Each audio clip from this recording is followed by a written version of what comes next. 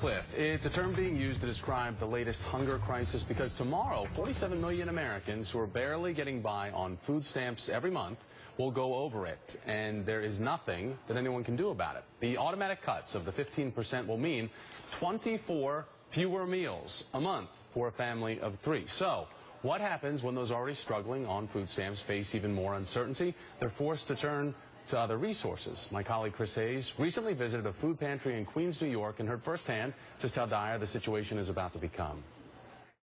Many of those without a job desperately want one.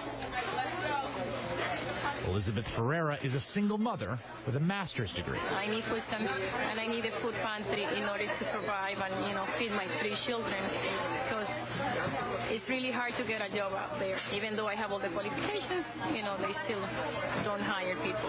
Zarifa Abdul has to stay home to take care of her disabled 15-year-old daughter. And my 6-year-old, sometimes she tells me she's hungry and I have nothing to give her, so it's very hard. When you just have milk and you have to warm it and give a child who's 6, and the next morning school without food.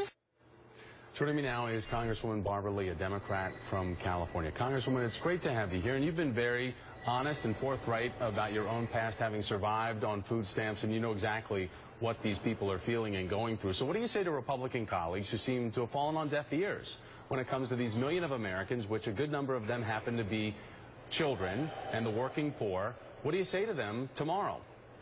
What I say to them is, first of all, it's a moral disgrace. This is not the American way. People deserve to eat.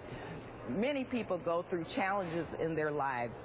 The majority of people on SNAP, food stamp benefits, actually are working. They're part of the working poor. They're making $7 to $8 an hour, mind you.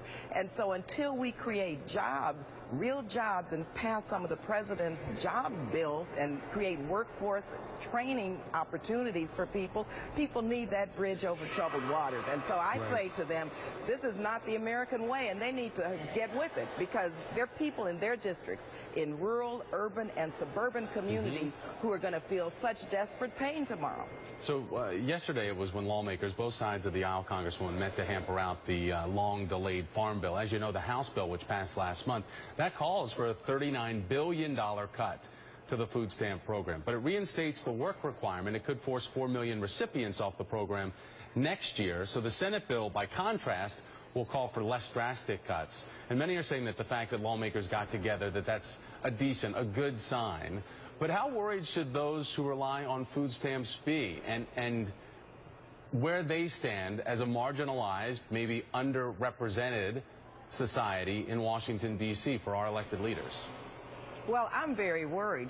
First of all, the $39 billion cut and the $4 billion cut, those are unacceptable cuts. We have 2 leaders on the conference committee, Congrwoman Marcia Fudge from Ohio and Congressman McGovern from Massachusetts, who are really fighting the good fight on that committee. But in addition to the cuts, you have these very onerous work requirements. Come on, Thomas, the jobs aren't there. We have to create jobs. And as I said earlier, people who are working, they need a living wage. They can't survive off of $7 or $8 an hour without Medicaid, without SNAP benefits. And so I'm very worried. But I tell you one thing, I hope the country wakes up. I know the faith community is very concerned, because this is the least of these we're talking about. And so for those who care about American values and who have any semblance of a moral center, they need to let the conference committee know that this is unacceptable. Congressman, there are a lot of people that would promote their moral center on the right, and they use their moral center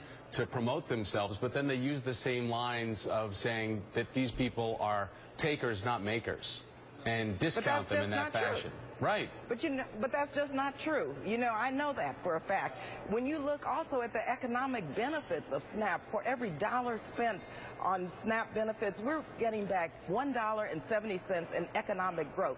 This also impacts grocery stores, it impacts our farmers, it impacts our entire economy. So they need to get with it. They need to stop being so mean-spirited, because that's what it is.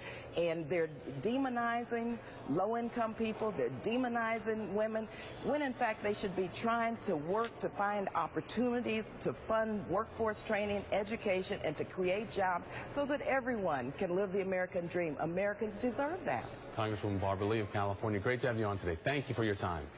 My pleasure. So new surveillance video is showing a teen just before his bizarre death inside his high school gym. Coming up, more on why his family's desperate search for answers may now be recognized. And a bus driver held